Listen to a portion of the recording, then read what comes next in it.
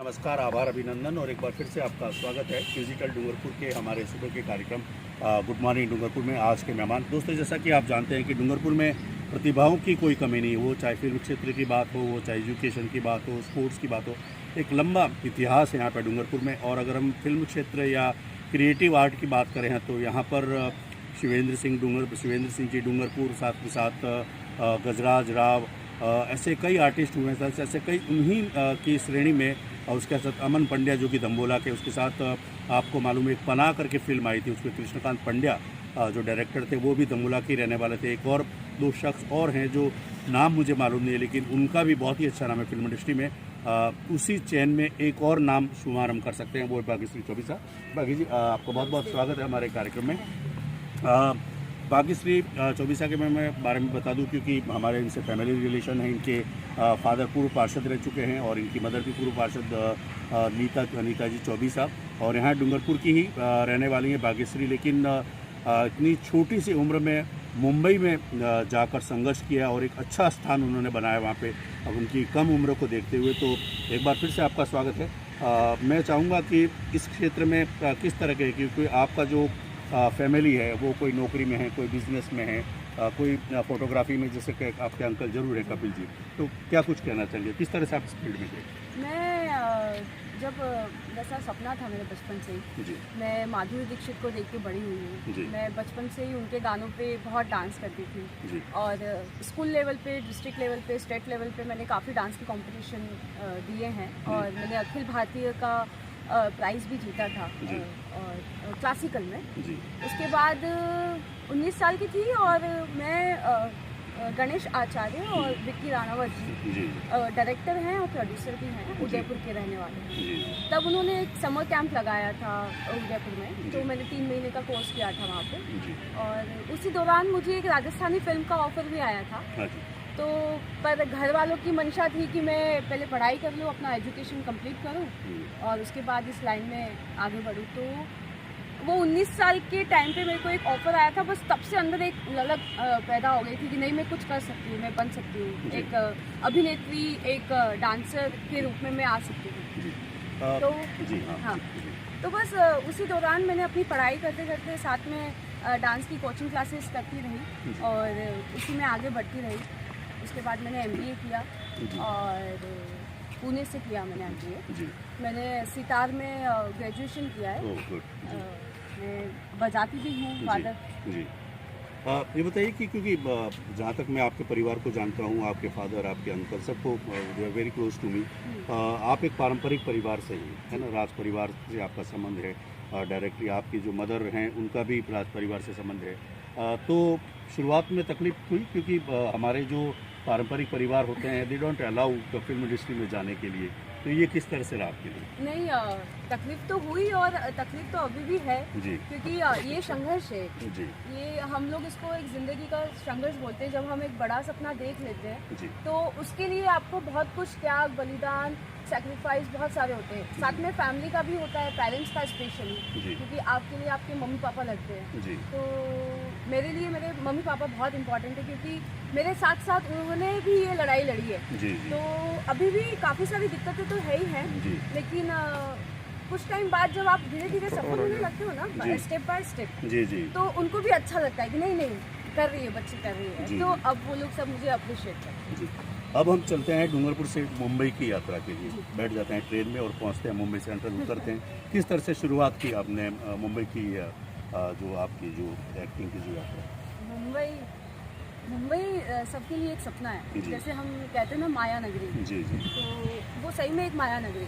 जब आप वहाँ जाते हो ना तो आपको मुंबई की जान में फंस जाते हो। आपको वहाँ से वापस बाहर आने का मन नहीं करता है, क्योंकि वो सपने दिखाती ही रहती है। जैसे जैसे ऊंची बिल्डिंगें बनती हैं वैसे वैसे आपके सपने बढ़ते रहते हैं। वो कहते हैं ना, एक लालच, वो लालच बढ़ता ही रहता है। जब आप एक थोड़ा सा करते हो तो आपको इच्छा होती है, नहीं मुझे इससे बड़ा और मिलेगा। तो बस एक वो उम्मीद है जो मुंबई में आप वो सब देखते हो आप। और मैंने इसकी शुरुआत इस तरह की कि मैं पुणे गई, वहाँ से मैंने MBA किया और मैं थोड़ा सर्च कर रही थी उसी को कि मैं अपना एक्टिंग का कोर्स कहाँ पे करूँ, जहाँ से मुझे शिक्षा मिले कि मैं एक्टिंग के बारे में कुछ जान पाऊँ, सीख पाऊँ। तो मैंने अनुपम खेर की एक्टिंग स्कूल से डिप्लोमा किया जी।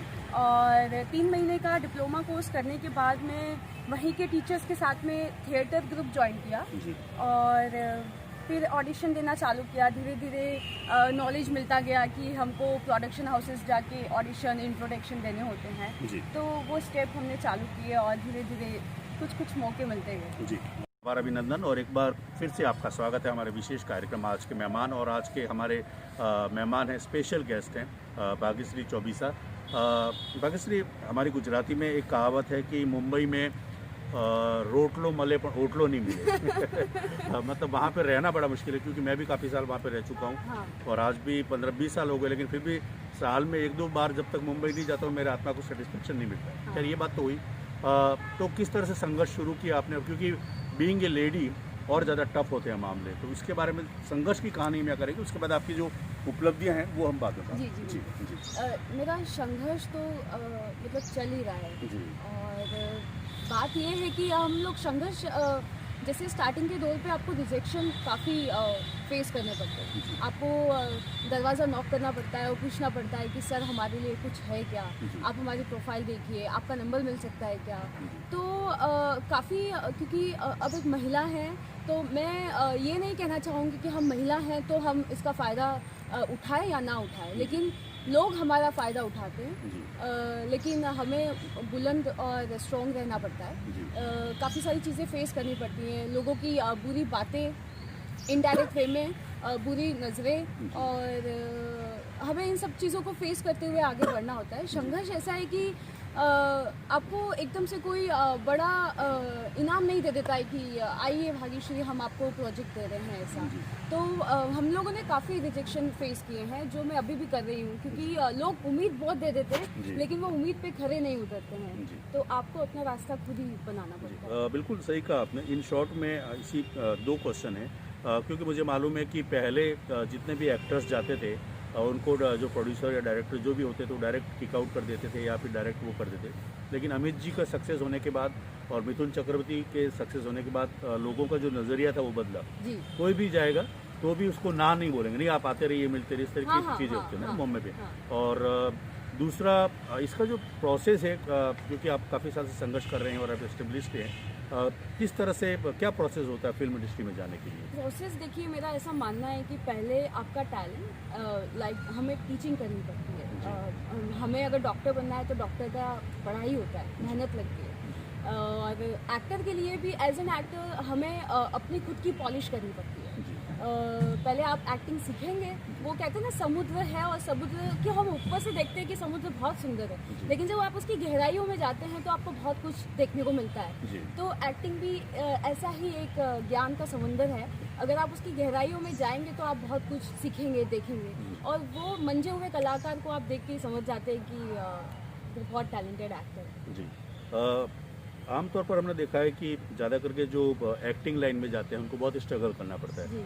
उसके कंपैरेटिवली जो टेक्निकल साइड होती है, फोटोग्राफी हो, डायरेक्शन हो, मेकअप हो, जो भी है, साउंड रिकॉर्डिंग हो, तो कभी आपके मन में भी ये आया कि यार चलो बहुत ज़्यादा स्ट्रगल करना पड़ रहा है, क्यों ना दूसरे फील्ड में जाके भी आप अपना नाम कमा सकते हैं? इसके बारे में क्या विचार है? नहीं, मन में बहुत सी बार सपने टूटते हुए दिखते हैं जी। और जो हमने बड़े सपने देख लिए हैं तो ऐसा लगता है कि सपना तो मैंने खुद ने देखा है जी, जी। ये सपना मैंने खुद ने चूज़ किया है। मम्मी पापा ने तो नहीं कहा था कि बेटा आपको यही करना है, लेकिन सपना खुद ने देखा है। तो काफ़ी बार अपने आप को अंदर से टूटते हुए देखा है कि नहीं अब ये नहीं हो सकता, तो चलो मैं कुछ और इसी में, मतलब यही फील्ड में रहते हुए मैं एक डायरेक्शन का कुछ कर लेती हूँ, किसी को असिस्ट कर लेती हूँ।